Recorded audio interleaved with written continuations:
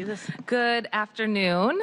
Today is Thursday, September 24th, in 2019. The Housing, Health, Energy, and Workers' Rights Committee will come to order. This is a special committee meeting. It is 2:04 p.m., and I'm the chair of the committee, Teresa Mosqueda, joined by Councilmember Juarez.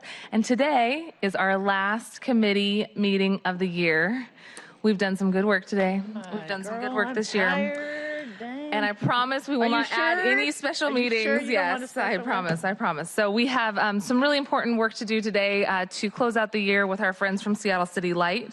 This is an all Seattle City Light agenda today. We have Seattle City Light Review Panel Commission reappointment. We have the Northwest Seattle property sale, rate pilots, update on the Emergency Low Income Assistance Program, and the Northern Grid Regional Planning Organization, also a pilot program to study demand response and low-income assistance, and also we'll get a verbal report on some of the conversations we've been having around the shut-off notices and how some of those communications will change in the future. Looking forward to that. At this time, we'll take public comment, and there's one person signed up. Can we please have Sean Collins come speak to the microphone? And welcome, Sean. Hey, Sean. Thank you. Is this, We appreciate you being here. You got this thing on? Okay. Hold on one sec. Let me double check. Is that on? Yeah, okay. I'll Okay. just get close to it. I'm just turn you up a little. Good afternoon, council members and staff. Thank you for allowing me to be here. My name is Sean Collins. I'm director of the Energy Project, a statewide program addressing energy policy issues concerning low-income populations. And I'm here to speak directly about the work we've been doing with Seattle City Light and members of Bird Bar Place, Hope Link, and Multi-Service Center. Those organizations are providing low-income services through the Light Heat program, weatherization, and the like. We're here working in support of Council Bill 119659 and Council Bill 119632, which will support important efforts aimed at reducing energy burden, as well as encouraging enrollment in an arrearage management program and enrollment in the low-income weatherization program. We feel like these are important efforts to address affordability within Seattle City Light, and we're happy to be working with Seattle City Light to deliver these programs.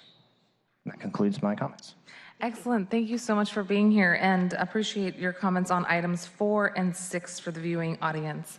Appreciate it. Is there anyone else here to speak and any comments related to Seattle City Light? Okay. Seeing none, we are going to go ahead and close out public comment. And for the record, Councilmember Bagshaw has joined us, and I want to say thank you to Councilmember Bagshaw as well. Councilmember Juarez and I had the chance to high five for all the amazing work that we did at the HER committee this year. Thank you. High fives. So it's been really a pleasure to have both of you on this committee, and I'll say more at the end. But just in case anybody has to leave early, I know we've added a few meetings to our agenda this year. We've had a few extra long meetings, and to the folks that we have the pleasure of working with, we also have rearranged some of our timelines. So we are here with our last meeting of the year and really excited to check in with Seattle City Light on all these items. Everyone gets a participation trophy. You get a participation trophy. Everyone you get a one. participation Everyone's trophy. a winner. Yes. We don't keep score. We don't look at first, second, or third. No, we're all winning. Yeah. All right, come on, we got business to do. And Councilmember Bagshaw has a meeting right after this, so we got to be on time. Faride Cuevas, do you mind reading into the record item number 1? Agenda item number 1, appointment 01429, a reappointment of Leon Garnett as member of Seattle City Light Review Panel for briefing, discussion, and possible vote. Great, and if we could be joined at the table by our friends who are here to talk about the reappointment, that would be great. Is it just you? Okay, excellent. Leon, welcome back. Good to see you. So we have the opportunity now to really make, I think, an additional contribution to the good work that Seattle City Light is doing by potentially reappointing Leon Garnett. This will be the second term for you in position number 7, advocating on behalf of low-income consumers, and you have served on the Seattle City Light Review Panel since 2016. So we'll go ahead and let you do a little bit of an introduction, and wondered, Eric, did you have anything to say before Mr. Garnett goes on with his introduction? I have nothing to add. Okay. Those are the sorts of things that I would have said. Let's just get out of the way. Okay. Yeah. So if you haven't had the chance to go and visit with our friends from the commission, it's really a dedicated group. The Seattle City Light Review Panel Commission has taken the responsibility of looking at rate reform and thinking about how we do this in an equitable way for both residents and consumers in the industry as well.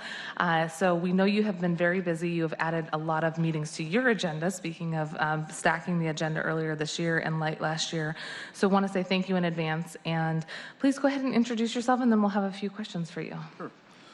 Again, my name is Leon Garnett. I am the Chief Operating Officer with Bird Bar Place, which is a community action agency that provides LIHEAP for the city of Seattle.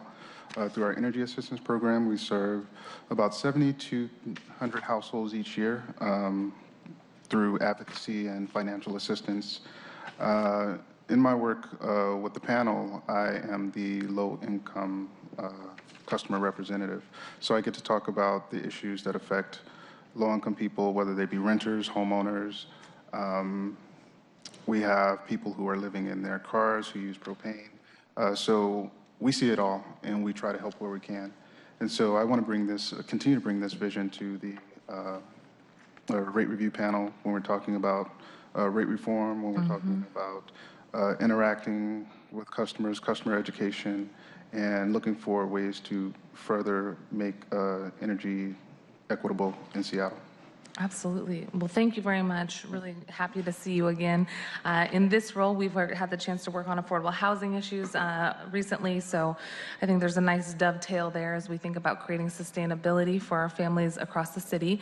Council members, do you have any questions that you would like to ask Mr. Garnett? No, thank you for spending your time. I appreciate very much You're welcome. your talents coming in this. The one area that I would really like to flag, and it's something that this committee has worked on a lot this year, is what we call all ages and abilities. So identifying people, they may be low income, but particularly those that are on fixed incomes, that as we age, that we find ourselves in a situation where things were good 10 years ago, but suddenly the money doesn't stretch so far. So I just would like to ask your particular focus going forward to remember the seniors and those with disabilities that need a little additional help, and to give us a call if there's something that you find going awry. Yes, most of the people we serve are over 55. I know that's not always considered to be a senior, but Yeah, be careful there. yeah. But that's how the feds classify it. So most of the recipients are people who are a little bit older, and we try to make accommodations where we can for them. So that's something we're always thinking about. There's a few items on our agenda for next year as we think about creating more accessibility to Seattle City Light and more affordable options for customers. One of the things I would just love to put on your radar is for you to be able to give us feedback in the future about how maybe the review panel could be more outward facing. I know you get a lot of information that you're asked to digest and consider internally, and then there's a lot of report outs, and we've appreciated the handful of times we've been able to come and listen in on the conversation or participate in some way. You know, you have the experience of working at Bird Bar, know the importance of going into community. So if there's anything that we can do to help facilitate more of an outward-facing presence for the review panel to help de-wonk it a little and deconstruct it, I think that would be really helpful, especially as more of our customers are, we want more of our customers to be informed about their various options. So let us know what we can do, and look forward to working with you as you bring your 15 years of experience at Bird Bar directly into how we continue to make Seattle City Light more accessible and affordable. Thank you. So I'm going to go ahead and I'm going to move the committee recommends passage of the reappointment of Leon Garnett as a member of the Seattle City Light Review Panel Commission.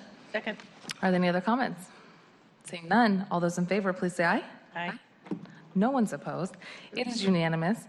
We will bring this recommendation to full council on September 30th, and you do not have to be present to win, but we will definitely sing your praises there. I know you're got a full-time plus job, but if you would like to be there, of course, we'd love to have you. Otherwise, we look forward to seeing you at the next review panel commission and really appreciate your service. Thank you. Thank you. Okay, let's go ahead and read into the agenda item number 2. And as you're doing that, if we could be joined by the presenters, General Manager Deborah Smith, Lynn Best from Seattle City Light, Erica Malone, Jennifer Lebrecht from the Office of Housing. Agenda item number 2, Council Bill 119635, an ordinance relating to the Seattle City Light Department and the Office of Housing, transferring jurisdiction of the former Loyal Heights and Phinney Substation properties from the Seattle City Light Department to the Office of Housing for the purpose of developing permanently affordable home ownership. For briefing, discussion, and possible vote. Wonderful. And you guys are welcome to take any seat at the table. I know it's often awkward to have your back to folks, but you are welcome to sit anywhere you'd like. Why don't we start down here and do introductions, and then we'll get started. Tracy Ratliff, Council Central Staff. Eric McConaughey, Council Central Staff. Just the little green button. Thank you. Jennifer LeBrecq, Office of Housing. Lynn Bass, Seattle City Light. Tim Kroll, Seattle City Light. Erica Malone, Office of Housing. And Deborah Smith, Seattle City Light. Excellent, great. Well, I said it was all Seattle City Light today, but there is a nexus with this housing policy. We have a presentation that we will walk through, and I'm going to, for the sake of time, ask folks to say some opening comments, and I may have some closing comments. Did you have anything you wanted to say to tee us up here? You know, my opening comment is just a general thank you to the committee for making time for us today. I know that it is an all Seattle City Light all-day meeting, and we appreciate your time, and I think we're well prepared, and we'll be able to move quickly through the items. And again, I really appreciate I know you have a lot on your plates right now. Thank you. Thank you. Thank you so much. All right, great. Let's go ahead. Good afternoon. So we wanted to put the disposition, the discussion around the disposition of these 2 sites for homeownership into a broader context to start with. The disposition of these 2 sites is just part of the mayor's overall surge in investments for housing for low and middle income households over the last several months. That includes using about $15 million from the Mercer proceeds to support permanently affordable homeownership, $50 million to build and operate 175 new units of permanently supportive housing, $25 million as announced in the budget yesterday, and new funds for affordable housing using existing revenues, and $52 million over 5 years as part of the fair share tax, a modest tax on Uber and Lyft to support housing near transit, and of course passage of the multifamily tax exemption program, which happened last night. Great. I'm going to just back up for a quick second just to put the conversation in the spotlight so that folks know which properties we're talking about and why the term disposition is so exciting. So just as by way of reminder, this is a follow-up to the policies that we passed last year that asked the city, starting with City Light and then citywide, to look at using all of our surplus or underutilized properties where we knew we could build affordable housing and create affordable housing instead of just selling them on the market. This is a really great opportunity for us to now see these disposition policies in action and really appreciate both Office of Housing and Seattle City Light for helping us move forward. So approval today of this Council Bill 119635 would mean that Seattle City Light's former Loyal Heights substation property and the former Phinney substation property would be surplus to the city's electric utility needs, and therefore our desire would be to see it transferred to the Office of Housing, where it would be no cost for the Office of Housing to be able to then work to build permanently affordable home options, home ownership, low income options for folks at or below 80% of the area median income. So I just offer that as a little bit of context as to the why we're looking at these 2 properties and the significance of the conversation today. So as you know, under Council Resolution 31424, City Light has been asked to look at its former 4,000-volt substation properties in geographic areas. And so we did that for the Northwest properties in the autumn of 2017. Following that resolution that lays out our disposition process.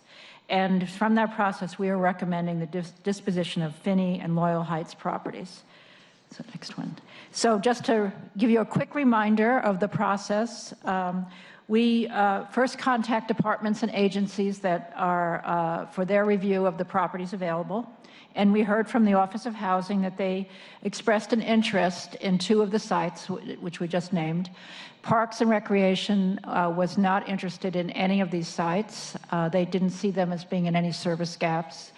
There was no other department or agency that expressed an interest.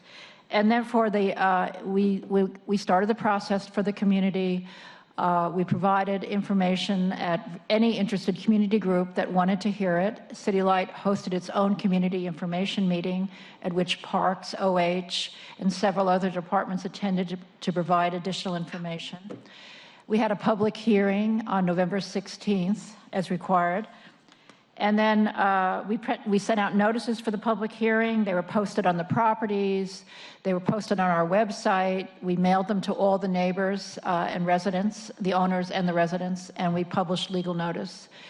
And anytime we got a comment that basically asked us to provide the property to another department, we went to that department and asked them again, are they interested that we've had comments on this property? All of the public comments that we got were transmitted, and our recommendations were transmitted to the City Council, and and all the commenters were notified as well. We did get many comments. Most of them recommended parks and open space or affordable housing use. And we went back to Parks, and they again said that they did not want to pursue these properties. Okay, and then. As we're doing this outreach work, the law under the state legislature was adopted that would allow the transfer of utility property for less than fair market value for the purpose of affordable housing. And the city passed the resolution that was just mentioned, 31829, that implemented this and set affordable housing as the priority use of surplus property for the city. And any other use for City Light property would still require fair and full market value for justification for compensation for City Light.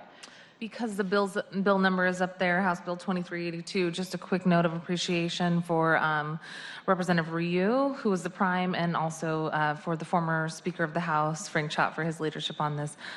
This is really, I think, a wonderful tool that we now have in our toolkit to help address affordable housing when we have surplus property. So excited that we are moving forward here. Okay.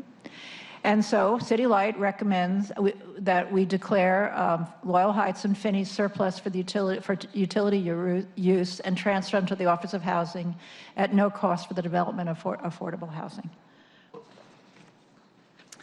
So thanks, Lynn, and thanks to the council members and the committee for having us here today. We're, first of all, just really excited to be able to have this opportunity to create permanently affordable homeownership in neighborhoods near transit, near other amenities, parks, where very few affordable homes exist now. These first 2 slides just sort of giving you a little bit more information, detailed information about the sites themselves. The first property located in Loyal Heights near the corner of Northwest 80th Street and 28th Avenue Northwest, walking distance to several bus lines, other various amenities. Go ahead. That's what we're talking about, yay. The second site is on Phinney Ridge, right on Phinney Avenue North, between 61st Street and 62nd Street. Both the 5 and the 5 Express stop less than a block away, and it's walking distance to other bus lines and other amenities as well. So to back up just a little bit about the Office of Housing's process on this. When City Light circulated the notice amongst the departments of the notice of excess property, Office of Housing was particularly keen about these 2 sites because of their location, as I mentioned, in neighborhoods where affordable housing is very scarce, their proximity to transportation options and services, and the size of the properties being a good fit for home ownership. Both of them large enough to accommodate several homes, but not so large as to be suitable for, say, a tax credit rental project. We still weren't sure, however, that permanently affordable homeownership development would be feasible and whether or not there'd be developers interested. So at first we published a request for interest. there was interest. Turns out affordable homeownership is feasible, and so we released this April request for proposals. We did receive 5 proposals, 2 for the Phinney site and 3 for Loyal Heights. We were explicit about seeking developers who will build homes affordable to households at or below 80% of area median income, and then also ensure the ongoing affordability of those homes at all subsequent resales. So our preferred proposal for the Loyal Heights site was submitted by Habitat for Humanity, who has a 30-year track record of successfully developing affordable homeownership throughout King County. They are proposing to build 8 3-bedroom townhomes, all of which will be permanently affordable. Our preferred proposal for the Phinney site was submitted by Homestead Community Land Trust and Edge Developers, a team that is working on several projects together. Homestead Community Land Trust, like Habitat, has a long and successful track record of creating and preserving affordable homeownership opportunities. They've proposed 19 condominium homes on the property, again, all of which will be permanently affordable to households with incomes at or below area median income. Most of the homes will be family-sized as well. You see 9 3-bedrooms and 5 2-bedrooms there on that site. So we're... Oh, thank you. I just want to say thank you to Office of Housing and recognizing affordable 3-bedroom homes. Yeah. This is a big deal, obviously, because even 2 bedrooms are expensive, but increasing the inventory of this is really a great idea. When you talked about resale restricted, the same thing's true of the Habitat. Correct. Correct. Yeah. Could you repeat the area median income threshold as well for these? Oh, yeah, I should probably know that off the top of my head. Well, you mean just it's 80% AMI for both sites? And 80% these days takes us up to, like for a family of 4, somewhere between 60,000. I was going to say 80. I think it's 80,000. Yeah, I think it corresponds pretty We'll get back nicely to with you the on those actual actual number. dollar I think you're right, because we figures. talked about this earlier, and that the median income around this place now is like $104,000. I mean, it's just a stunningly high number. And for people, we ran into this around childcare question earlier this morning. You pay your mortgage or your rent, and if you have car payments, your car payments, and your childcare, and you are looking at very little left in your bank account from those 3 things. Yeah, absolutely. And this has been a huge priority of Office of Housing and I think this committee to see more 3 and 4 bedrooms, let alone 2 bedrooms. So this is a great example. Just real quick question on the last bullet there, resale restricted and permanently affordable. Can you talk a little bit about what that looks like and what our current policy is? Sure. Yeah, so permanent affordability, our partners through Homestead and Habitat both operate their resale restricted homeownership programs using a ground lease or a covenant that restricts the resale price of the home when or if a family decides to sell. So they're selling it at an affordable price to begin with, and then formula resale caps that price at resale. So we say permanently affordable. Our covenant requires 50 years of affordability, but our partners are able to essentially create affordability in perpetuity through the arrangement that they have with their homeowners. And then there's a multiplier effect there because even though if a family decides to sell in the future and they're selling obviously for a restricted amount, they're generating equity. They're building a portfolio, and that helps individuals get into that potential second home, which we need more of these units so that more people can move out of these great first-time home ownership opportunities into future homes so that more people can have this experience too. But this is really exciting that you have partnerships that allow for that affordability to continue into perpetuity, in perpetuity. Thanks. Did you want to continue? That actually is the last slide. So I think this is a really great image to stay on real quick. I know that Seattle City Light, Councilman. Oh, I was just going to say, I looked it up, and for 2017, it said it was 100,630 in 2017, let's see, and the 2008 data is coming out this month. So the brand new data is due out in September. So it is a really high number for the the average median income. Great. This is a great example. If you think about Phinney Ridge, it's access to high opportunity neighborhood, parks, transit, great schools, access to Green Lake, for example. I lived around the corner there on 74th for a long time, and one thing I know is that Office of Housing had your eyes on a piece of property originally last year on this site, but given the high cost of property in Seattle and how fast property moves, we weren't able to pursue that property, if I remember correctly. So this is a great example of where now public land becomes available, and instead of having to compete and get outbid or, basically outrun by the private market, we now have an opportunity to make an offer internally first. And I'm glad that you mentioned all the work that you did with parks. I'm sure people will ask about that. And the fact that Office of Housing stepped up and is now creating these type of units, first-time opportunities for people to get into beautiful homes in this high opportunity neighborhood is a great example of where this policy, I think, is playing out nicely. Any other comments? Central staff, any comments from you? Okay, well, I think that this is a great example of how we are implementing the legislative intent under House Bill 2382.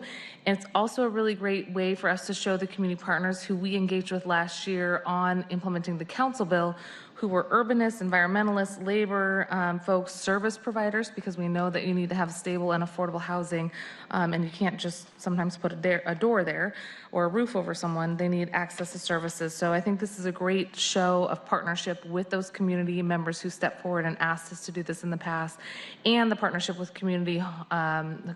with Homestead Community Land Trust and Habitat for Humanity. What a great way for us to really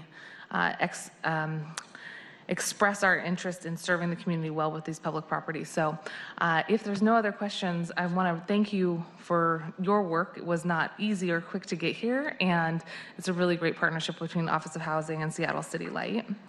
And I'm going to make a motion. Okay. I move the committee recommends passage of Council Bill 119635. Second. Are there any other comments? Seeing none.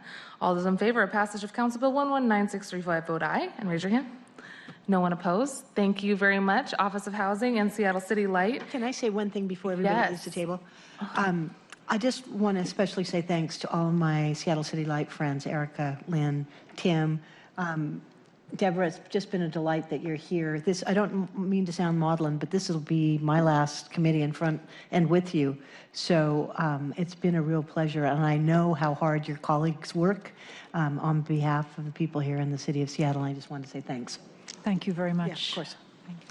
Thank you all. And as we close out this piece, I want the viewing public to remember every time we build on publicly owned property, we save around 15% in terms of overall construction costs because we are maintaining that land. So what you just did was to save the city some money on the way out and show how efficient and effective you are as a council member.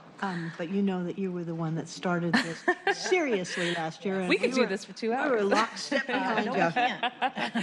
So just before we move on to the next item, I want folks to know that that bill, Office of Housing and Seattle City Light, will come to full council on September 30th. So we'll highlight your good work there again. Thank you. Thank you. Great, and that moves out with a motion of 3-0 in support of full passage at full council on the 30th.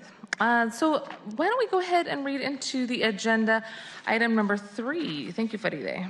Agenda item number 3, Council Bill 119633, an ordinance relating to the rates, terms, and conditions for the use of sale of electricity supplied by the Seattle City Light Department for 2020.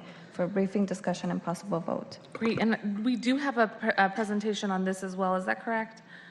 Okay, great, we'll get that teed up. Just by way of introduction, approval of this would make it possible for the city to amend Seattle City Light's rates and fees in 3 ways. Or am I on the wrong item? Okay. The PowerPoint is, though, it's one PowerPoint for this item and number 6. Okay, I think the viewing audience heard that. Yeah. Okay. And if you could double check in with Faride, because she has access to all the magic on the computer there. So for the viewing publics, We can do 6 and 3, that's fine. That's great, thank you. Absolutely. Yeah, let's move to agenda. Move to amend it. Well, we've approved the agenda. We'll just take them in the order that we want to. Can we do that? Is that okay? You're the boss. You're the boss. Okay. Was that a motion, just to amend the agenda, just to put these items next No, we're together? just No, doing just the way doing we it. want to do it. Oh, So that's never how we mind roll. then. That's how we roll here. You should know that by now. You know, I don't want to close out the year not doing something properly, so I'm going to motion that we consider item number 3 and item number 6 together on the agenda. Second that motion. It's been moved and seconded. Any other comments? None. All those in favor? Aye. Great. The agenda has been amended. Faride, if you could read into the record item number 6 too, that would be fantastic. Council Bill 1, Agenda Item 6, Council Bill 119632, an ordinance relating to the Seattle City Light Department granting authority for the department to offer term-limited pilot programs to study demand response and low-income assistance programs. For briefing, discussion, and possible votes. Excellent, thank you. And as we move through the agenda, I was really seeing item 4 as also tied into this, but we'll get to that one next. Okay, great. So why don't we go down the line and have folks reintroduce themselves for the record. And Eric, if you'd like to start, that'd be great. I'm Eric McConaughey on the Council Central Staff. And I'm Deborah Smith. I'm the CEO of Seattle City Light. Hi, Kirsty Granger, Interim CFO, Seattle City Light. Karsten Croft, Rates Manager, Seattle City Light. Good afternoon, council members. Brian Hoxford, Seattle City Light. Excellent. Okay, well, thank you for the impromptu shuffling. This is very helpful for us. Just by way of background for folks who are watching at home, item number 3 is Council Bill 119633, which relates to Seattle City Light rates. Approval of this would amend Seattle City Light's rates and fees in 3 ways. The first is the rate for City of Burien customers. The second would be automatic cost adjustments related to Bonneville Power Association costs. And the third way would be in charging station rental fees. And then when we consider item number 6, it will be Council Bill 119632, which is a pilot program to study low-income assistance programs. And approval of this would authorize Seattle City Light to offer pilot programs for rate design research purposes. During the meeting, the City Light will describe several pilot programs in development in anticipation of receiving authority for this proposed legislation. So we're going to couple these 2 conversations together, and we do have a PowerPoint presentation to walk through. Again, thanks for your flexibility in letting us put these 2 items together, and we'll turn it over to you. Great. Well, I'll just say a couple things. One is, so some of the items that are in agenda item number 6 are what we consider to be housekeeping items, but they're important. And the first items that we'll be covering, I think, are really exciting. And so, we worked. I want to, I guess, acknowledge up front that we worked hard with the city attorney's office, with Eric, with your staff, council member, to make sure that we developed a program with respect to rate pilots that would allow us to be nimble and to learn from things, and yet still keep you fully in your appropriate rate setting role. So it was a great piece of teamwork, and so we're really excited to be here today. And I'll turn it over to Kirsty and Karsten. All right, so the first thing, I'm not sure if it's 3 or 6 at this point, but we're going to start talking about the pilot programs because we are really excited about this. So to set the stage. Number 6, folks. Is it 6? Okay. All right, so to set the stage for our viewing public at home, this is part of something we've been working on for some time now. City Light is hard at work working on a new rate design that we're planning on bringing out in 2021. And Councilmember Mosqueda, you've been very supportive of us as we've been working through this. We started back in 2018, and this was an initiative that came out of City Light's strategic plan. We identified that this is an opportunity. City Light's rate structure is about 30 years old. And as we all know, the world has changed a lot in 30 years. There's new technology for customers, new efficiency alternatives, customers generating their own power, and in the near future, new smart devices for controlling how power is used, stored, batteries. There's a lot coming, and so it felt like the time was right to take a look at our legacy rate design and sort of prepare ourselves for what rates are going to look like for the future. And so we've been working on this in 2018, 2019. City Light, along with our customer review panel, we delivered a report in April to council, and this report outlined a new set of policy objectives for rate design, as well as a vision for what City Light's rate design could look like in the future, as well as a series of recommended actions for achieving this vision of a new rate design. And City Light worked very closely with our review panel, including Leon and the rest of them. This was a big lift for us and the review panel, but we delivered that in April. So this is the next step. It's coming up between now and 2021. Two very important things. We've got first a lot of technology that we're still working on. We got to complete the advanced metering installation, some upgrades to our billing system to integrate that all together and make it possible to do some of these new things we're talking about. But then also doing some pilot programs, which will be very small scale programs that we're looking at doing to test new and innovative approaches to pricing and really help us learn and prepare for 2021 when we're going to be rolling out the new rate design. So that's where we are now. And a little bit about where we're going. So we envision in the future that we will have new rate structures. And I should point out that when I say rate design, it's not how high rates are, but rather how they're structured, right? So I know that you know this, but just so it's the fees. You can charge per how somebody consumes electricity. You could charge a flat fee. We can charge for the capacity that the utility holds open, so a customer can access electricity. There are different ways that you can charge for using electricity services, and so rate design looks at that structure, not the amount that the rate is necessarily. It's a zero-sum game. And by way of reminder for colleagues, you have been involved in these conversations since the consideration of the strategic plan in 2018.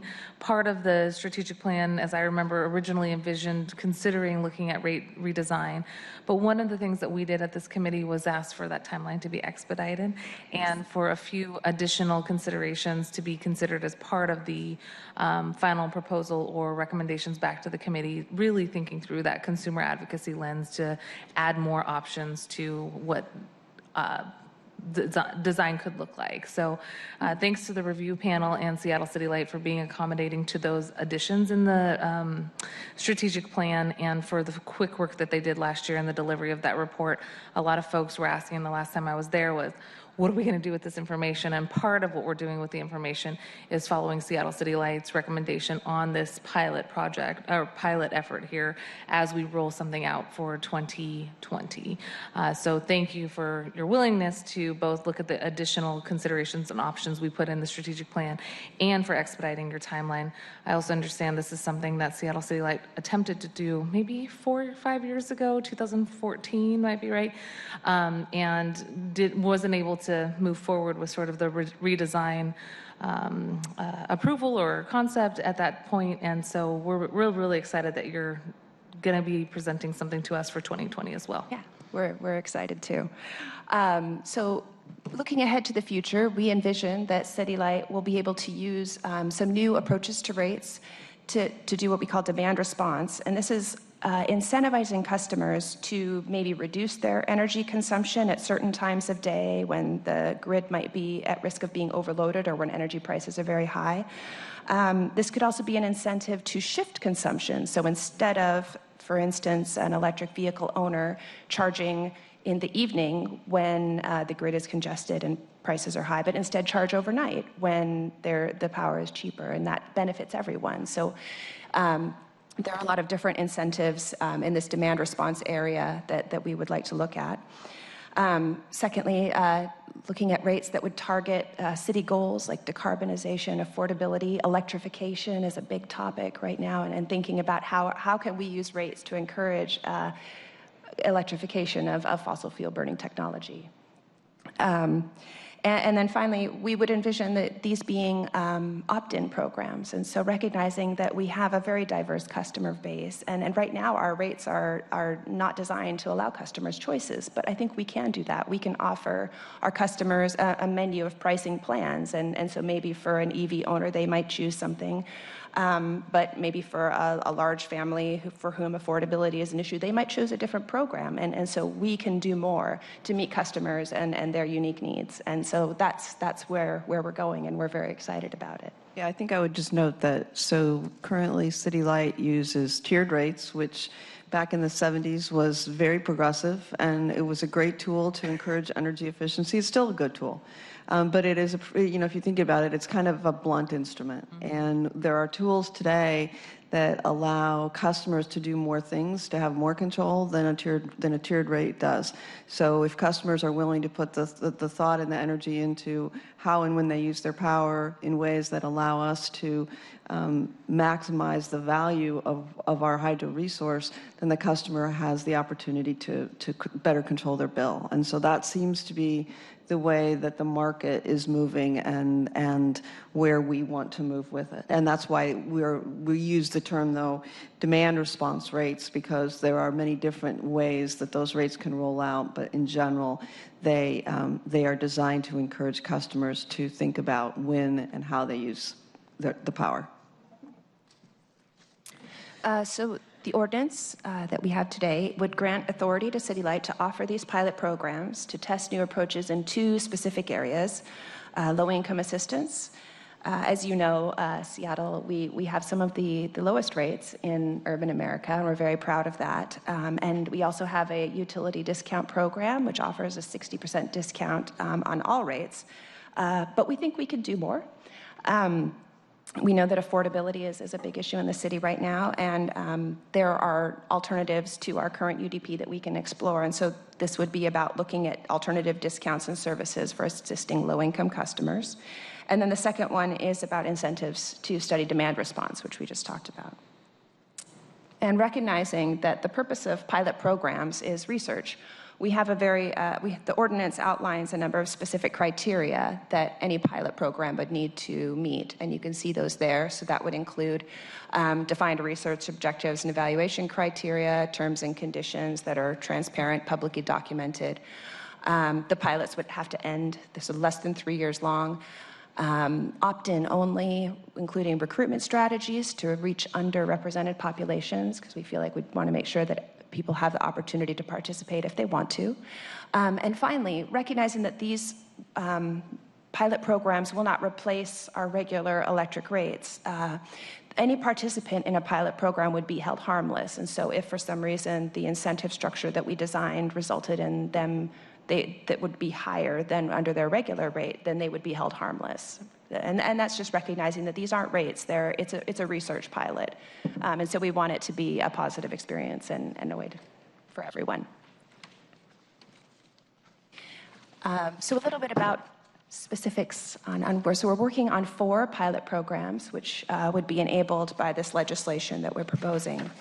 The first one is a program aimed at very low-income customers for whom our UDP might not be actually sufficient to help them reduce their energy burden. I guess that low-income advocates recommend an energy burden of 6% or less. And even with the 60% discount our UDP provides, for some customers, there's still that isn't enough. And so this program would look at addressing that need. So we would have a rate discount that would deeply subsidize our second block rate and our base service charge and result in a very low, very simple per kilowatt hour rate. And that this would also be supplemented by other services. So it would be a rate discount, but then also we'd be looking at a whole suite of services, subsidized home weatherization, balance management programs. So if customers are behind on their bills, coming up with a plan to get them a payment plan and work that into the whole thing. So that we're not just addressing, it's not just a discount, but we're trying to address managing consumption, helping efficiency, and also giving them a low, steady bill. So we're really, and this was a project, just a shout out to Right here. Sean and you, Brian, and also Leon. They worked with us on designing this program, and so it really was a partnership with the Energy Project, with Bird Bar Place, who will be helping us with some of the administration of this program, and so it really was a team effort. So we're really excited about this. Do you have any sense of how many people will be eligible for this very low rate, and then what the impact would be to other City Light customers? Sure. So it's, I think Karsten's got some cost number. Brian does. I do. Go ahead. Our pilot, we're designing the pilot right now, and so we're assuming that we're going to have an upper limit of 300 customers on that pilot. And recruitment and enrollment will sort of get us to that, we hope. And if not, if anything over 150 would be good for scientific research purposes. So we'll sort of see where we end up with that. In addition to the cost for the rates, I think we're going to work out to about $1, less than $1 per City Light rate payer for the cost of this pilot, just for the rate piece. And then the wraparound services will be funded through our energy efficiency, our CES group, and others. And then, and this is the pilot that is the most advanced. And Brian, when are you? I know you're working on the pipeline, and will be one of the provisions of the ordinance is that we will bring you a charter for each of these individually if they're ready, not for approval purposes, but to review and to provide input, et cetera. So that, and then we will provide regular updates. And so we are very close to having this one complete and ready to roll. Our hope was to get it as close to the start of the heating season as possible so that we can begin to sign customers up as they begin to access other forms of energy help that's available. It also includes an arrearage forgiveness component where we will actually use donated funds to allow us, if customers are meeting that energy burden and they're making the payments that they've agreed on, after a period of time, the remaining past due balance will be written off, and we'll be able to use donated funds to do that. So the nice thing about this program is it's pretty simple. We should be able to learn quite a bit from it, and if it's something that works for us and works for the city, it's something that we could talk about, and we have been talking with Seattle Public Utilities about it as well, and it's something that could work across the city services if we chose. Yeah, nice, thank you. Can I just say thanks to that? I appreciate when our electrical utility and our water, Seattle Public Utilities, work together, because so often people are confused about who's doing this? So it's great. And I also really like the idea that you just mentioned of the donated funds being used for this. How many of us donate to that? I don't know the numbers. We can get you some information on just it. kind of, I mean, Yeah. just. That program is called Project Share. Yeah, just I'd like to know. Yeah, we'll get you. Roughly. We'll just get you a quick note. Yeah, good, thanks. Great. All right. The next three we're looking to target for 2020. A residential time of day pilot, which would incentivize shifting consumption for residential customers to off-peak times. We anticipate that this might suit high-income household, or I'm sorry, not high-income, high-use households, and potentially EV owners, because they'll be looking at charging, and so this would be a way we could incentivize them to charge at night. The next one is a commercial charging pilot. So this is about incentivizing electrification and charging off-peak again. And this would be targeted for fleets and commercial charging providers. And then finally, an industrial demand response pilot. And this would be a fairly small pilot, maybe 3 to 5 customers. But looking at if you are a large customer who has something that you could voluntarily curtail, if the grid, if we had a need for that, then we could incentivize the customer to do so and kind of have that be a win-win. And this is one that when we were doing the talks, right when I started working here in industrial customers and we were doing the outreach, we heard from industrial customers about a real desire to have a program like that. Also, I would go back and just comment on the residential time of day. Yeah, high-use households, especially larger families who maybe have very fixed or lower income, they struggle with their energy burden. Arizona Public Service is a utility that has a pretty diverse customer base, and they have found that a lot of those customers have really embraced this notion of time of use because, again, it gives them a tool to help control their bills. So it's not just electric vehicles, it's also people where, hey, I want to really make a difference from a climate or carbon perspective, and so I'm willing to put some extra thought into how I use energy in order to make a difference. Great. Does that conclude your comments on all 4 of the pilots? Yes, it does. Okay. Can you remind me, I think when we talked about the 300 person universe, that was specific to the top item for energy equity, is that correct? Can you remind me of the universe of each of the pilots that we're talking about here? The total number or residents, consumers? Yeah, I think that's still being in the design phase. The residential time of use pilot was targeted at about 1,000 customers initially. And again, that's not a firm number, but that's the initial proposal. How we roll that out is going to depend on our technical ability. Again, because that we're doing this in advance of our IT infrastructure, a lot of this process is going to have to be done manually. So we want to be able to make sure that we're able to administer the enrollment process. Okay, and any estimates on how many individual commercial customers we have participating in the commercial charging or the industrial demand response pilot? Well, so for the demand response, I think we're anticipating 3 to 5 large customers. For the commercial charging, this one's going to be... The industrial one would likely happen in conjunction with Bonneville or a power supplier as well. Sure. So that's a program where we would be supported in that through our energy provider. Right. With the commercial charging, this would be similarly a small number, but I think that these ones, we're looking at specifically reaching out to, I mean, there's not a lot of commercial charging out there, and so this is really one where we'll be working in partnership with different agencies. So we're talking with King County Metro. They're looking at building an electric bus charging base in Tukwila, and so we're working with them on trying to figure out how we can support them in building this base and electrifying our bus system. So that's one potential customer for this.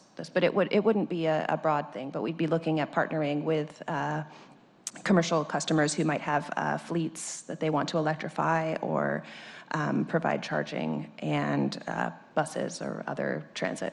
Okay, and 2 questions. One, is one of the customers us, our own electric charging vehicles within the city? Yes, that rate would include our own chargers, which we have 1 right now and have planned for, I think, 18 more. Okay.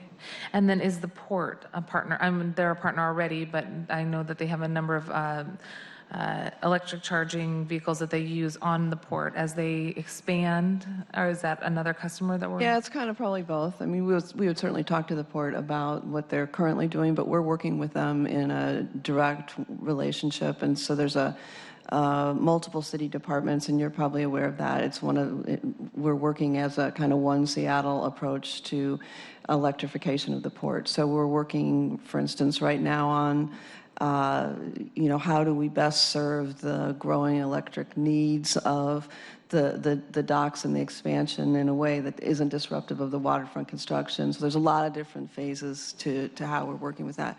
I would also say, which is kind of a small win, but just an aside, is that we have been having conversations with Metro, and King County's actually asked us if we would project manage their, so we have a non-binding MOU right now about City Light being the project manager for their electrification effort in Tukwila. So we're actually out there, potentially developing some experience and some reputation for being able to be a service provider outside of just our standard services, which is, I think, a cool thing and a good way to save for public agencies to partner. Great. And then lastly, remind us again, you may have said this at the beginning, and I know it's in our materials, when are we planning to get report back on these pilots? So I think we would envision bringing them back to you as we develop them. So as Deborah mentioned, Brian goes first with the low-income pilot. And I want to say that it's coming later. Yeah, I think mid-October to the end of October would be our target right now at this point. Oh, this year? Yeah. Great. We're almost ready to go on that one. We wanted to get to you first before we put the bow on it, but we're very close. Great. And then we're happy to report out, provide written reports on a quarterly or semi-annual basis. These will all be fairly short-term pilots because, again, we're trying to work towards rate redesign, at least beginning to roll some rate redesign out January 1 of 2021. So the idea here is we get to learn some things along the way. Okay, great. And so we will take you up on those report backs, and I think I see these in line with our efforts to pass components of a Green New Deal. Something that I'm going to be talking about later today at Town Hall with Naomi Klein on her book On Fire is how do we take things to scale? How do we try to do things more, not the macro level, because I think we get sort of obsessed with what are the little things that we can do. And, you know, yes, it's important to ban straws, but what is the other macro thing that we can do in partnership with community? One of the things that I think we do really well specific to housing, and our friends from housing are no longer here, but sometimes we pilot things and we know that they work right off the get-go. How do we take some of those efforts to scale faster? So we'll be looking to you to help us both fulfill, I think, the values of the city in moving forward with some macro policies that you're testing now and doing that as soon as possible, and getting your feedback on these strategies. But I think we have a real interest in making sure that we advance the strategies that you've outlined because they're based in your research. That we know that folks have been asking for these for a long time. So let us know what we can do to help you expedite some of these items. And I'm excited to talk about those more. Any other comments on these 4 pilots? Okay, so before we get to that last slide, I think what I'd like to do is move approval of item number 6 so we can keep these items compartmentalized a little bit, and then we'll go to the Burien conversation, which is the next item in your PowerPoint. And again, these 4 items, energy equity, residential time of day, commercial charging, industrial demand, these are the 4 pilots in development. Looking forward to hearing the October feedback on the first one. But this is basically authorization to move forward so that we can offer the pilot programs for rate redesign purposes before implementation. I'd like to move committee recommends passage of Council Bill 119632. All those in favor say aye. No opposition. I didn't ask for any other comments because I think we'd extended our discussion on that. So it's a vote of 3-0, and we will bring this Council Bill 119632 without any amendments to full council on September 30th for a full council vote. Now we are going to go to the last slide here of this presentation. And again, for the viewing audience, this is item number 3, and which is more of a technical ordinance, if that's correct, if we can describe it that way, related to Seattle City Light's franchise agreement with the city of Burien to the south.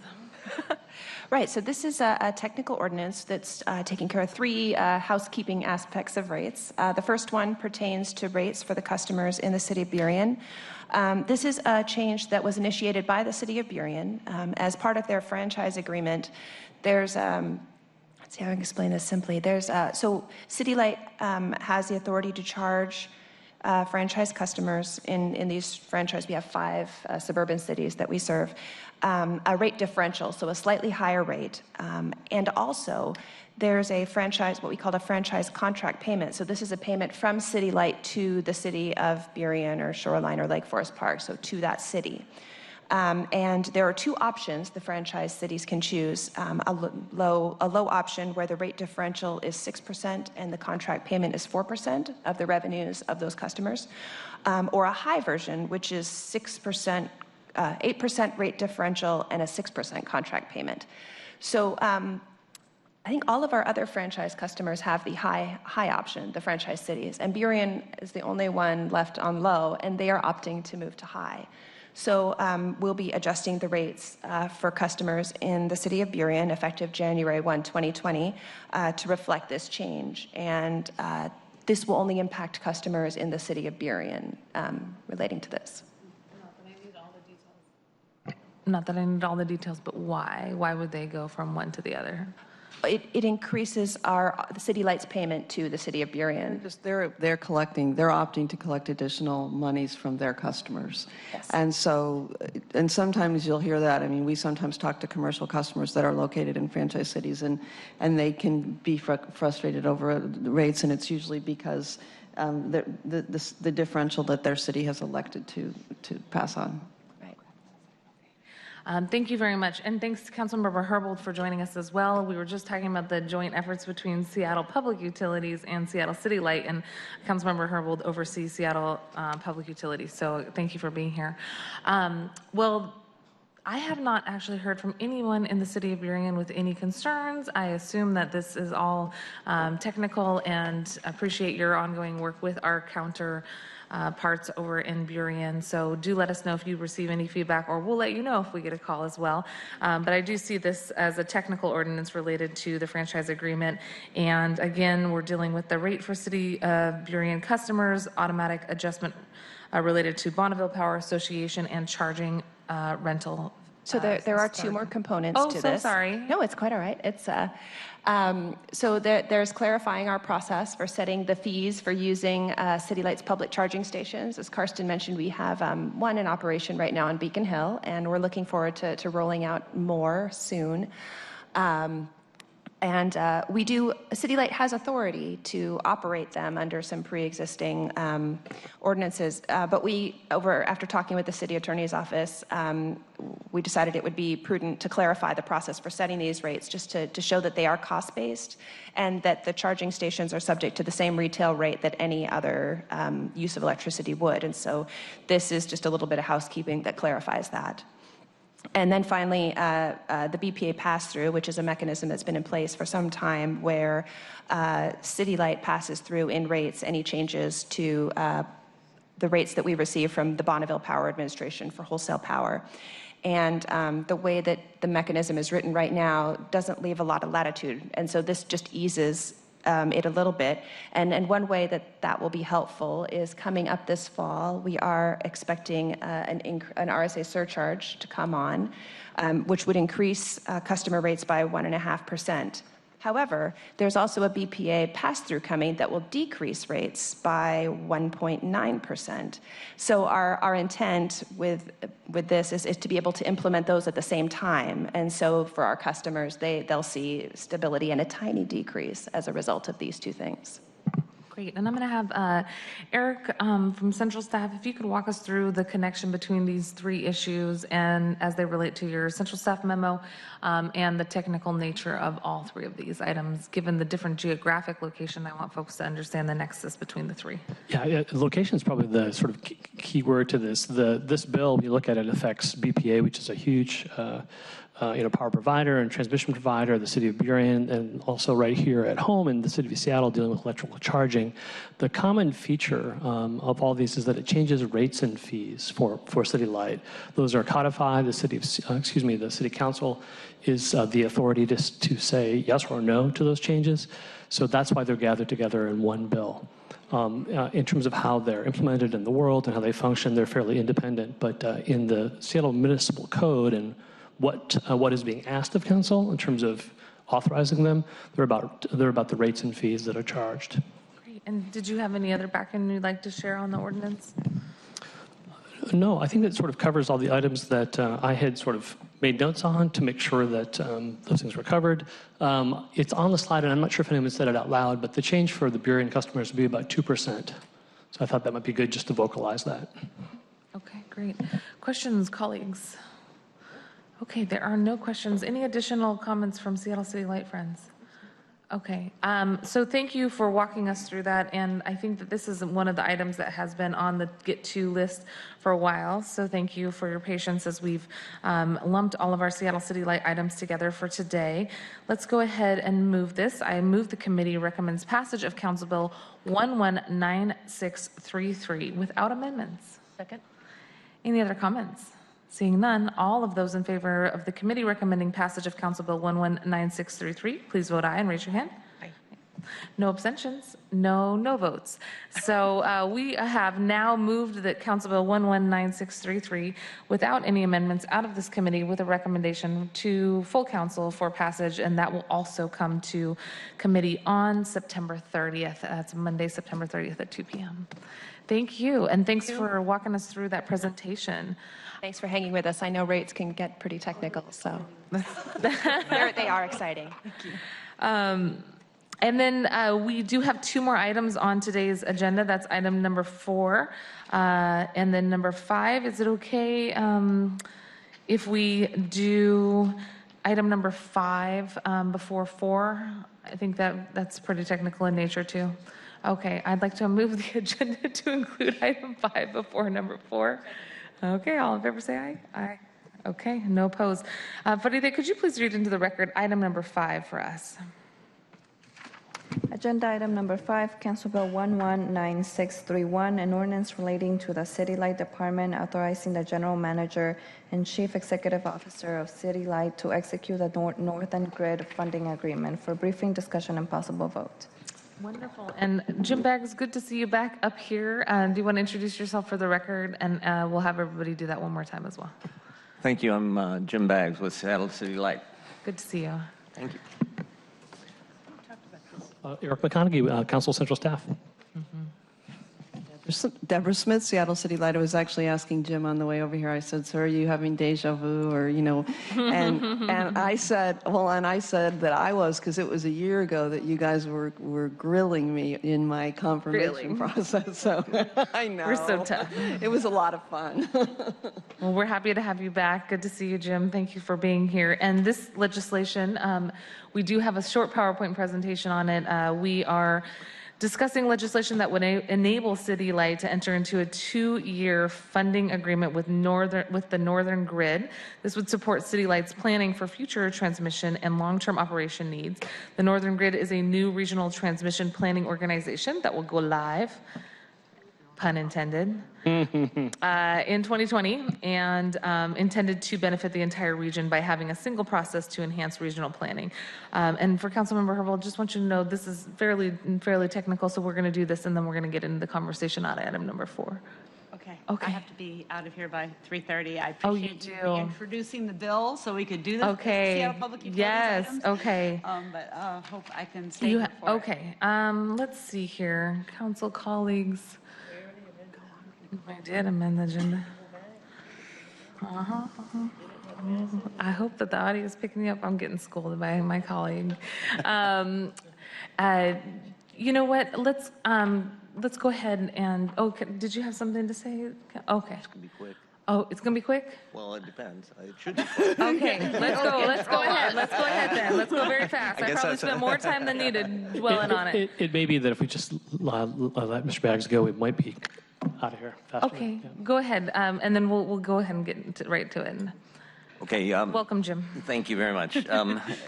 As you laid out what this bill is all about, you know, I would point out that I really view it as a technicality. This is really business as usual for Seattle City Light. It's changing the form of an organization that we participate in. So no real cost implications for City Light, and you know, again, just a different organization that we'll be participating in. So we, as members of the Western Interconnection, the whole western 14 states in the west, as well as Alberta and British Columbia and northern Baja, are all interconnected, and we engage in transmission planning often on a regional basis, because what happens in one region impacts what happens nearby and sometimes even far away. So we engage in that sort of an effort on a regional basis. We have participated in an entity called Columbia Grid.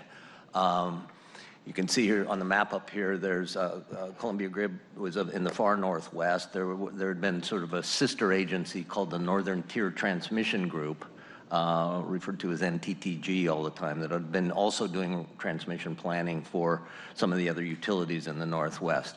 What is happening here, and what we're looking for the authority to do, is those two organizations are both collapsing into one, a new organization that will be called Northern Grid. And what we're asking for here is the authority for Deborah to sign the agreement to enroll us as a participant in Northern Grid, who will do transmission planning on a broader scale in the Northwest. The benefits of moving to Northern Grid is that we're going to reduce a bunch of administrative overhead. We've had two sort of duplicate organizations doing very similar things for different utilities in the Northwest, so that will be helpful. There's large data benefits and modeling benefits from transmission planning that should ensue from this combination. we'll have, by having a larger region, we'll have more opportunities for regional transmission projects, which sort of by definition span large geographic areas usually.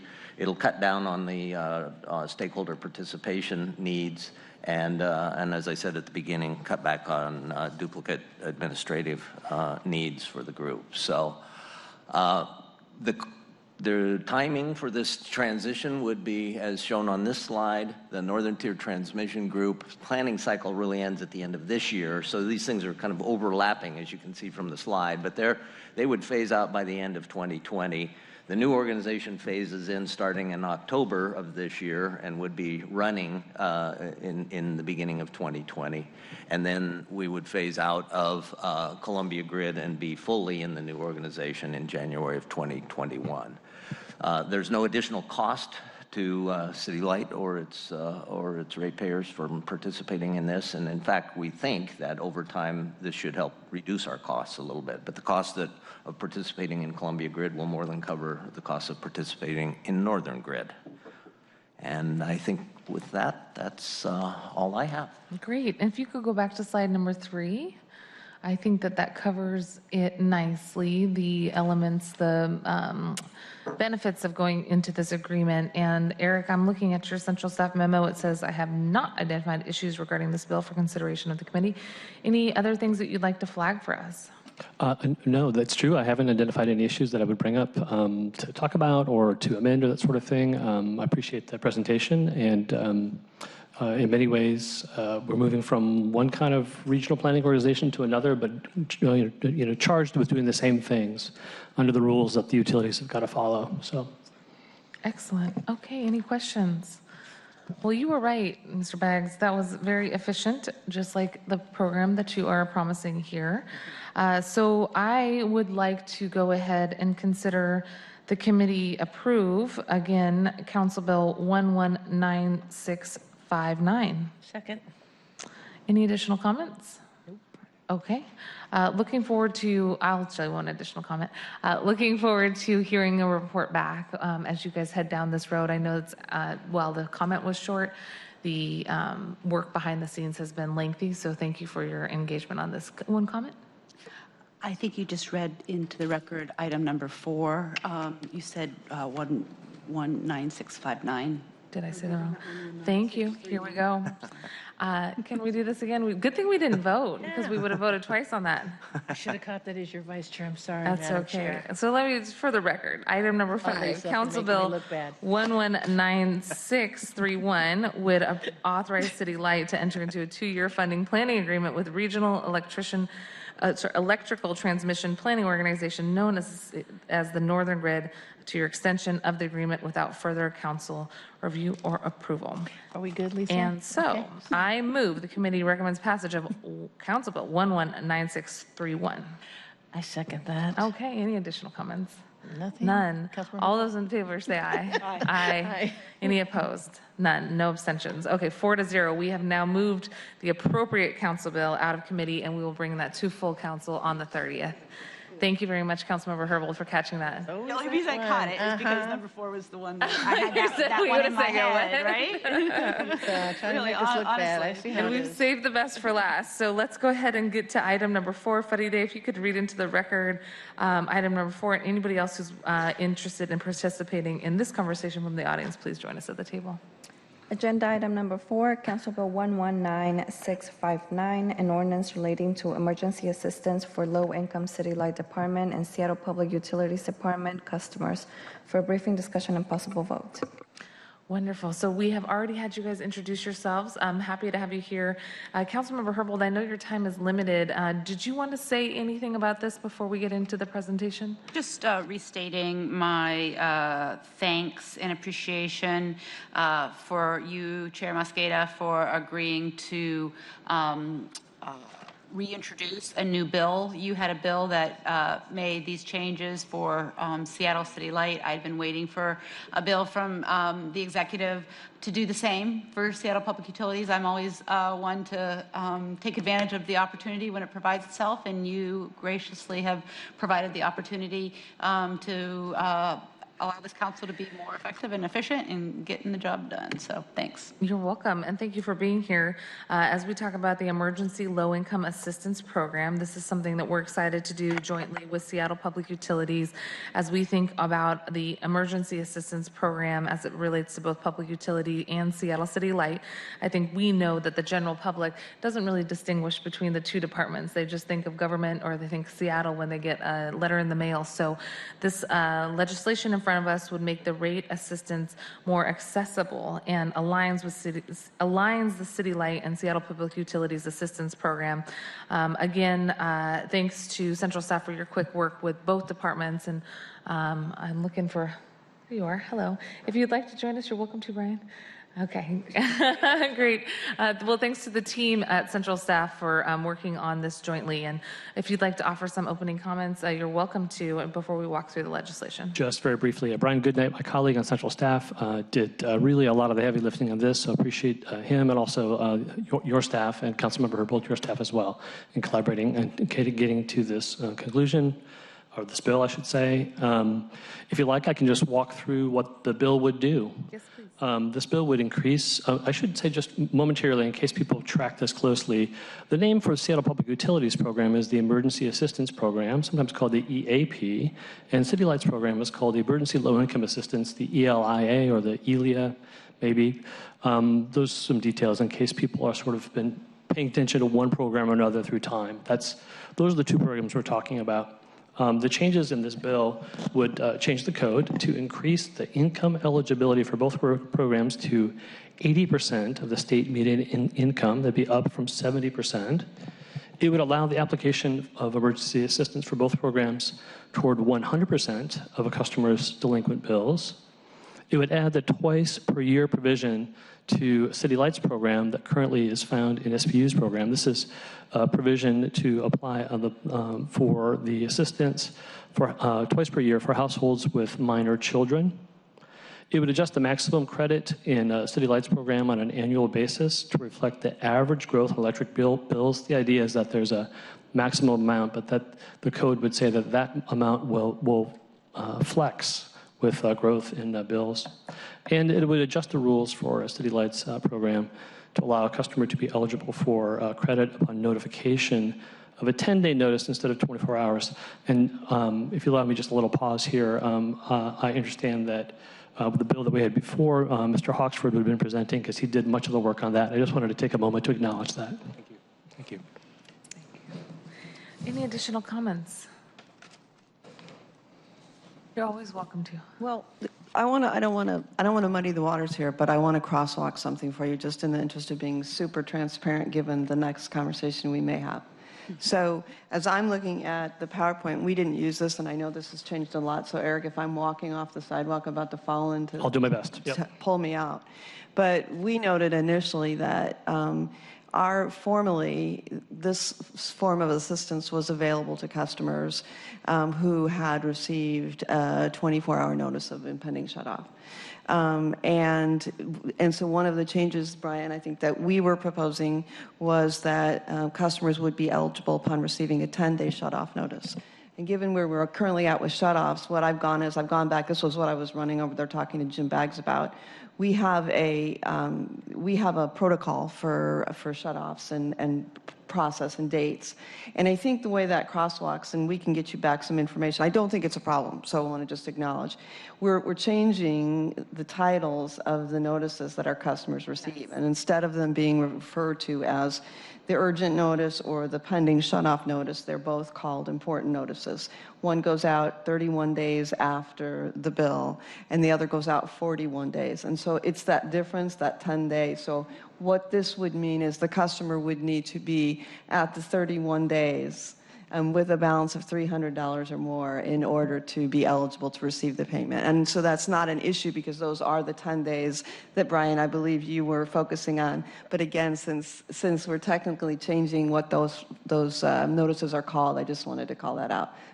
There's not an issue, and I think that still works very well. Councilmember Herbold, did you have something on that?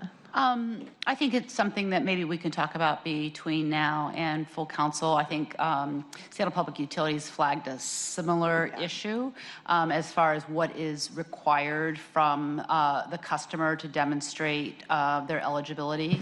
So, and I think given the fact that you're changing the names of notices, their practices, they're open to changing their practices a little bit so that they don't have to have necessarily received notice from SPU that payments have a shutoff notice of a sort. It might be an opportunity for some additional alignment between committee and full council. I think that makes a lot of sense, especially because I know that SPU is looking at, in certain instances, no shutoffs and et cetera. And so I think if we can make it be around the threshold for you're now in a place where you really need help, both in terms of the age of the bill and the amount of the bill, that would work. Yeah, sounds great. That's really positive. So, council colleagues, we're going to do a brief update on the item that CEO Deborah Smith just teed up, which is some really good work that they're going to do with community partners to talk about how the language could change in the notices that people receive, so that if you are behind on your bill, for example, the language doesn't appear maybe so concerning that you just decide, I'm not even going to open that. I have no ability to pay that. I can't open it. I just have to put it aside. That fear that somebody has when they just shut down, we've all probably experienced it at some point in our life. So we're really looking forward to hearing more feedback from Seattle City Light as they talk about changing their shutoff policy, which is something I'm really optimistic about, and I really appreciate their work on. And what we'll get that update in just a minute. And what Councilmember Herbold, I think, is suggesting is as we move forward between this committee and Monday, and it sounds like CEO Deborah Smith is interested in this as well, that we harmonize some of that language so we're not accidentally creating confusion or giving folks the misinformation that this will continue. So it's a great thing, and I really appreciate you flagging that, because I didn't think about that technical aspect of it. CEO Smith beat me to the point. I had it in my notes, so good. That's great. You did. You raised that. So thank you. You did not muddy the waters at all. You cleared that up. And then in this legislation, just some highlights I'm really excited about: extending the eligibility to more people by raising the qualifying income level from 70% of the area median income to 80%, as Eric mentioned, increasing the number of times per year that emergency assistance is available to families with children from once a year to twice a year, increasing the maximum credit from 50% of the bill to 100% of the bill, up to $200. And we know people are struggling with affordability in the city. It's not just the lowest income, it's also middle income folks. So as we think about every tool in our toolkit and the rising cost of living in the city, I think these are really helpful additions to help make sure that customers have every opportunity and assistance available to them to help pay their utility bills. And I really appreciate Councilmember Herbold reaching out on this as well. Again, people aren't really distinguishing between what's in her committee and what's in mine currently, and they see us all as responsible, and we want to be responsive to that call for accountability. So this is about supporting low-income customers, especially during emergency situations, and providing them with a suite of opportunities, a suite of actions that they can take. Any questions about the legislation or clarification? I don't think we've talked about utility discount program, how all of that's going to be integrated. We haven't, and they integrate today, so they're not mutually exclusive. So I think, as Councilmember said, it's a suite of services that are available. And it's interesting because it was actually the slide that I think you, Councilmember Herbold, assigned to SPU, and then we participated in it, and that was right as Brian was joining us, and Ben Noble and others, and we were trying, so we used this alignment opportunity as a way of providing additional assistance for those folks who were potentially higher income, but it's available to anyone who meets that qualifications within the criteria. One of the things that I really appreciated from both your departments, and also I think Metro was involved, the cross-agency identification of who might participate or qualify, so we don't have people scrambling around and trying to find Bob's office in one floor of the SMT and your office in another, and then get over to Metro. That if people can get the assistance they need from a one-stop shop, it's really helpful.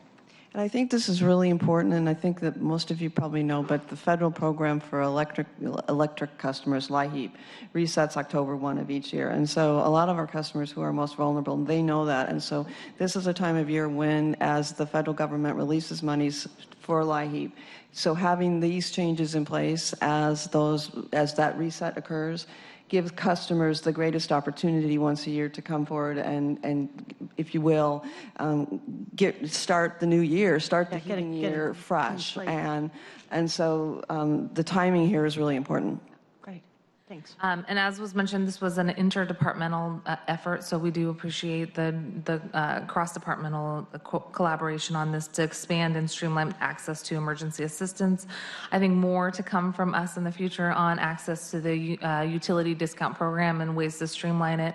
One thing that, for example, I'm interested in working with you all colleagues on in the budget is how do we have a warm handoff if somebody calls into statewide poverty action, for example, how do they get handed off? Okay, before we go, do you want to vote on it?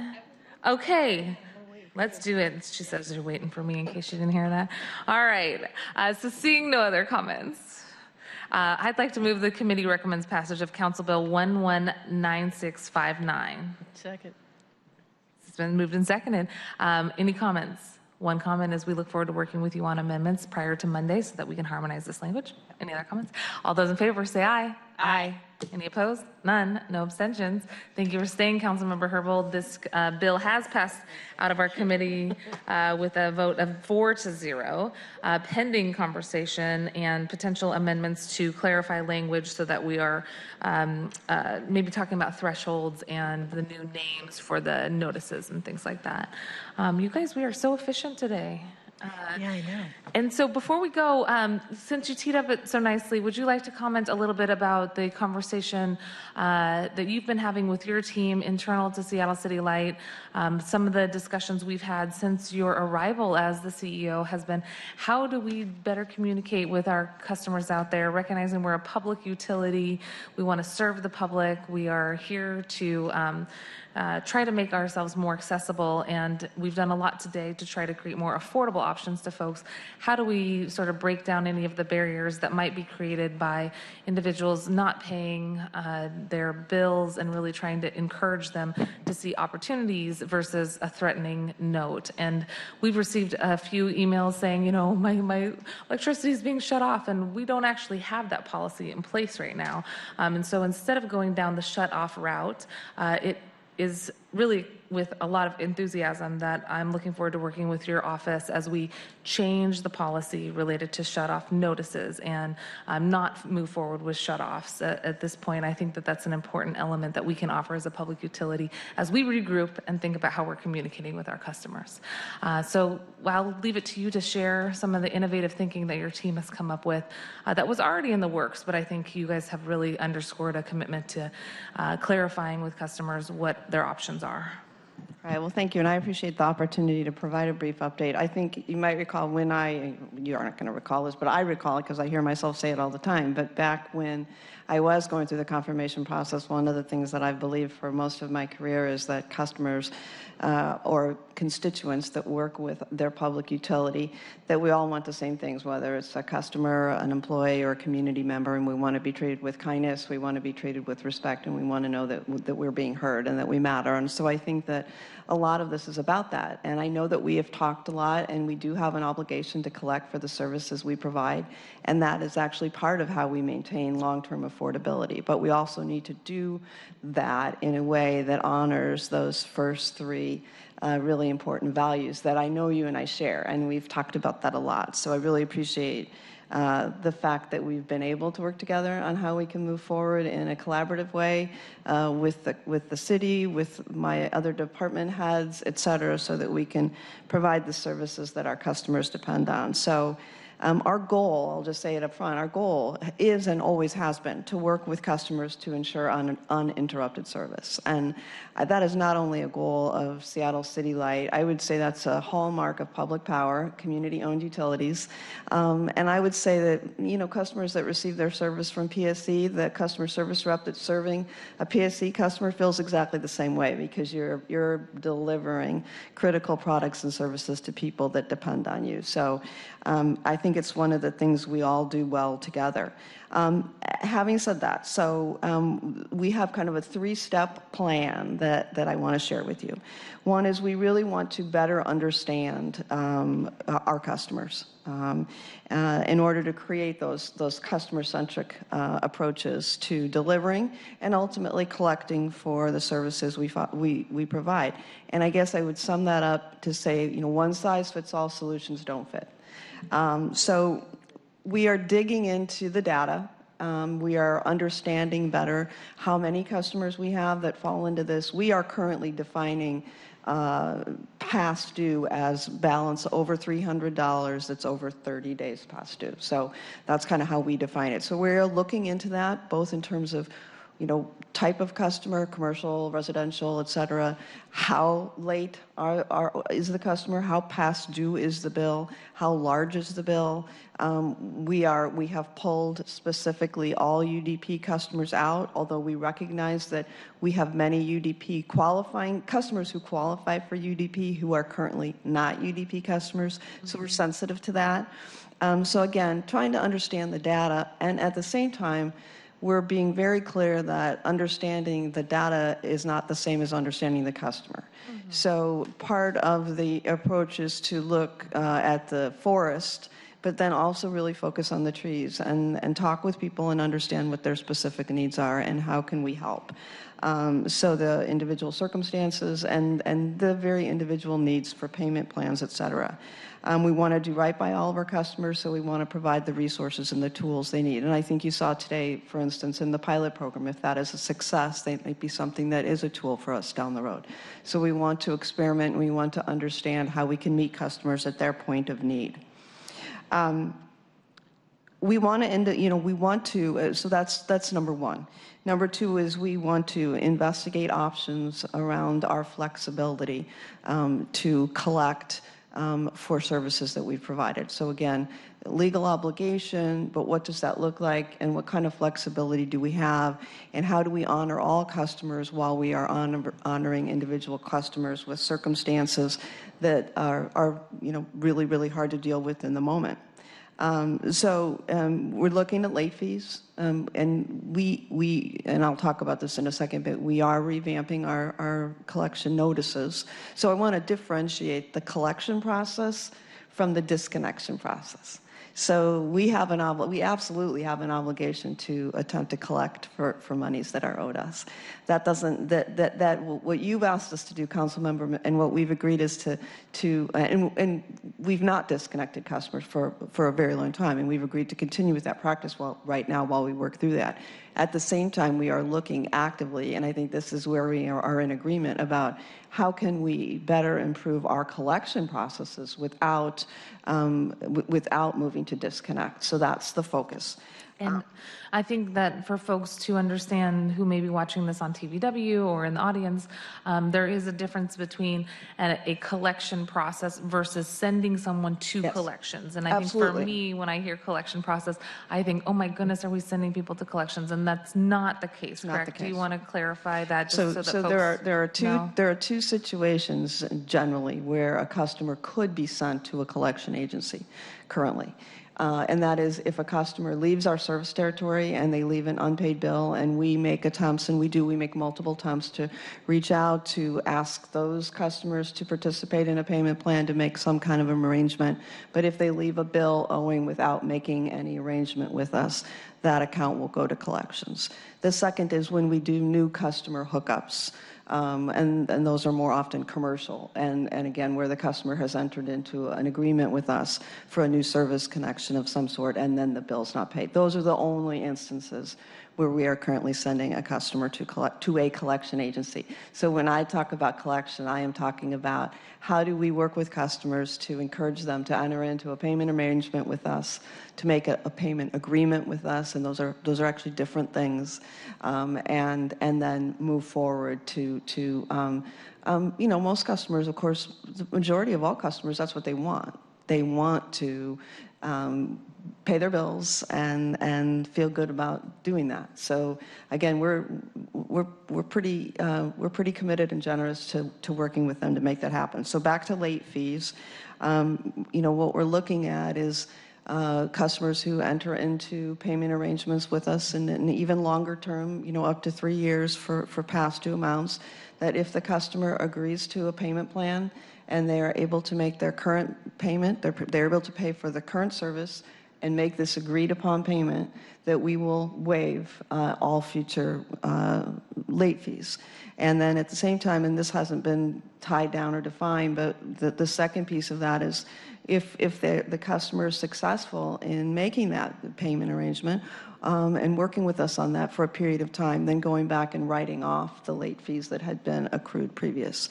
So in some cases where we have some customers with large past due balances, that can be a significant form of relief, both in terms of the balance owed, but going forward. The other thing I would note is that we had published a draft DPP, so Departmental Policy and Procedure, to solicit public comment on our credit and collection policies. SPU just is going through the same process. We didn't receive any public comments. The comment period ended, but given where we're at in these discussions with you, council member, we've decided not to finalize the rules while we work through this, and that way if we have an opportunity to make additional changes, we can. So we really appreciate that.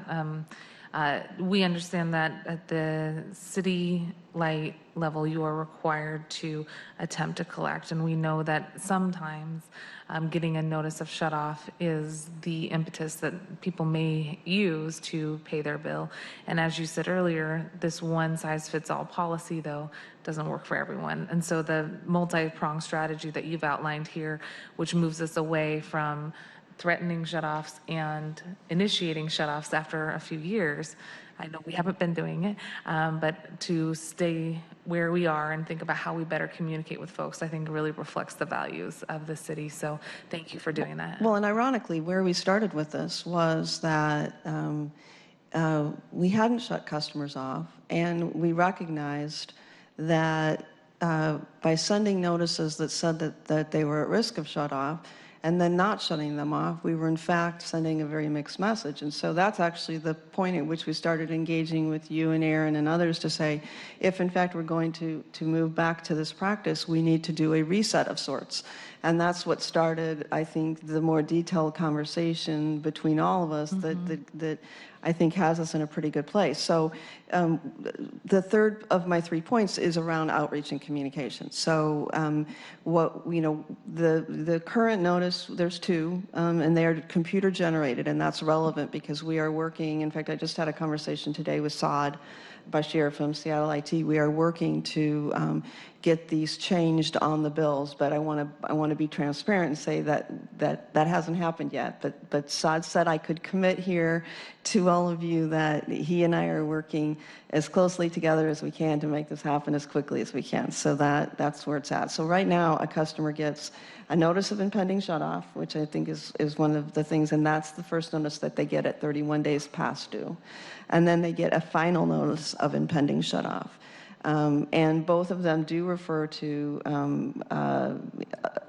further credit action up to and including an interruption in service. And they have all caps in some cases and things that are scary. So, and thank you for saying it. It is a bit of a, it's a balancing act because on the one hand, yes, in fact, for customers there are customers who don't pay their bill until they get that final notice. Yeah. But at the same time, it feels like it's disingenuous to say that that's where you're at in a process if in fact you're not. And then if you're not that customer, you're the customer who really doesn't know what to do. Now you are scared and feeling really at risk. So the language is changing completely. We're sending them out for review. We've talked with your staff. We had already worked on some letter and some communication with some of our particularly limited income partners here in the community, and you've provided some additional names, and we'll send these notices out to the same group as well as the people that you asked. But we're now rebranding them, and so we have please call us, and please call us immediately. And, you know, the language is about our goal is to provide you with reliable, affordable, and uninterrupted electric service, but we need your help to do so. And then we really encourage and invite them to call us, enter into a payment plan, and give them information about how to do so. And so we're trying to change the tone, and I think it will feel very different to our customers. The good news, too, if there is any, is that we've been sending this out for the last year. So we restarted the collection process, not the disconnection process, about the time I started. So we have some history that will allow us to look and see, okay, what's the impact of the change of language, if any? And so that's some more work we can do. And the last thing, and then I'll be quiet, is we are forming up, and I think this is the most exciting part, is we are forming an escalation team.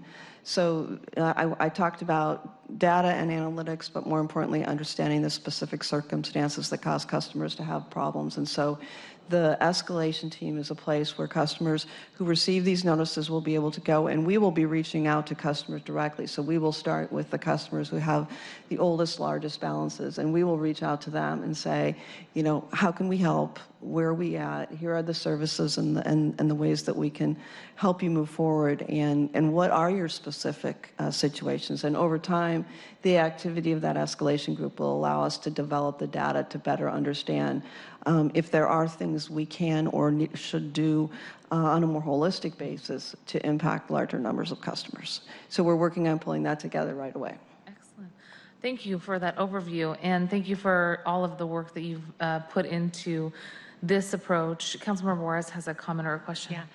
Without going into the individual, my biggest complaint with Seattle City Light and SPU is that when we have motel owners on Aurora that are $17,000 to $18,000 to $20,000 in arrears and no one shuts their water off, that is just unconscionable. Where we have motel owners who are basically slumlords and don't pay their bill, and we have people where we're giving them vouchers to live there and they don't have electricity or they don't pay their water bill, they're shutting it off. We had 2 incidents of that, and I couldn't get a straight answer from Seattle City Light and SPU is how does someone get a $22,000 bill and you don't shut off in arrears and you don't shut it off?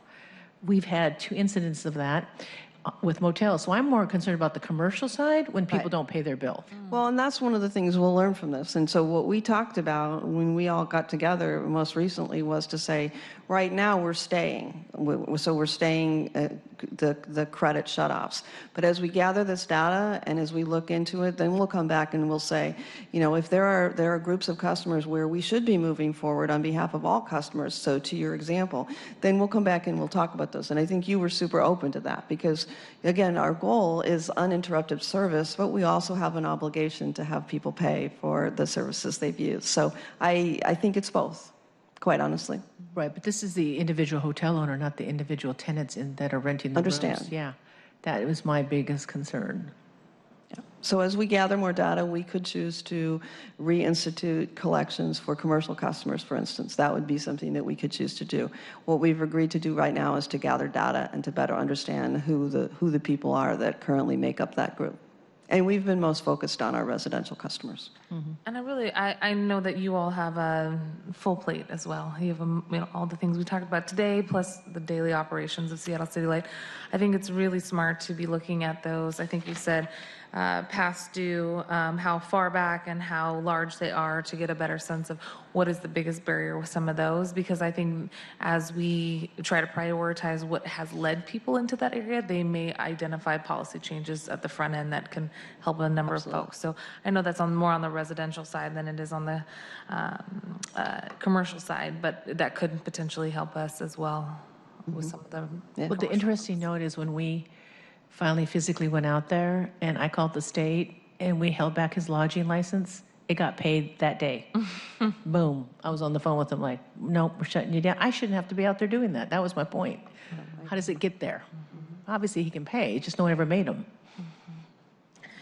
And we also are concerned about the folks living in those hotels. Exactly, and that's we don't what- want them to be in a that was the situation where deal. their water or their electricity is shut off.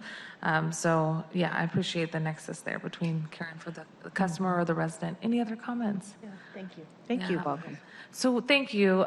Just want to express our appreciation for your quick work on this, because we have been working over the last few weeks to really try to think through policy options, and your team came up with these options and the menu of ways in which customers, especially residential customers, will have access to more information about their options. Really appreciate you considering the waiver of late fees when people start paying their bills. I think that's innovative.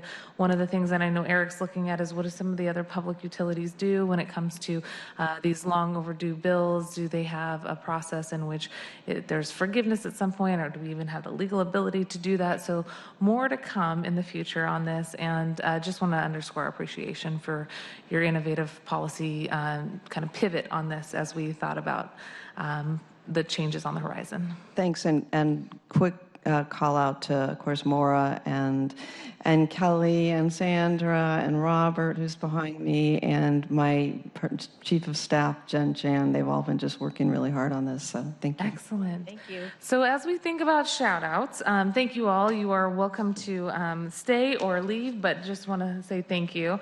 As we think about shout outs, want to say thanks to First Faride Cuevas, who's been clerking us all year in the Housing, Health, Energy, and Workers' Rights Committee. Thank you for your flexibility as we added so much to our agendas over the last 2 years. And I say 2 years because I've had the chance to work with you both. Yeah, 2 years in November on this committee on Housing, Health, Energy, and Workers' Rights. I want to say thanks to our team at Central Staff as well. Eric McConaughey for your work with us on Seattle City Light, Dan Eder and Karina Bull, who worked with us on issues related to Office of Labor Standards, Tracy Ratzliff, who worked with us on everything related to housing. Those are really the 3 that we had the chance to see the most at the table, but honestly, thanks to everybody on Central Staff for their incredible work with us as we tackled all of the issues related to the social determinants of health. And oh, thank you. Yes, thank you. Our department heads, our department teams, and most importantly, the community members who've come and spoken with us, and to our incredible staff in my office, Sejal, Aaron, Faride, and Aretha, who have helped to get us ready for all of these committee meetings. This will be the last Housing, Health, Energy, and Workers' Rights Committee, and I know I will see Councilmember Juarez back here for our next meetings in the future. And just before we go, though, thank you, Councilmember Bagshaw, for all of the work that you've done in this committee. If we don't get a chance to say it again, because we're not going to have a December meeting, it's been a real honor to work with you and serve with you. So thanks for all that you bring to these committee meetings, especially your commitment to health, and really going to look forward to working with you over the next few months, but also going to miss you. Yes, going to miss you on this committee a year from now and next year. So thank you for all that you've done. And Councilmember Juarez, thank you for your leadership and keeping me on time and on task. And you guys have been great in welcoming me. I'm no longer a freshman. I'm no longer the only one, the newest one here. And so I gotta step up next year. And with your leadership and mentoring, I feel like it's been a really productive 2 years. So thank you both. Thank you. With that, I think we're adjourned. Thank you all for being here. Yay.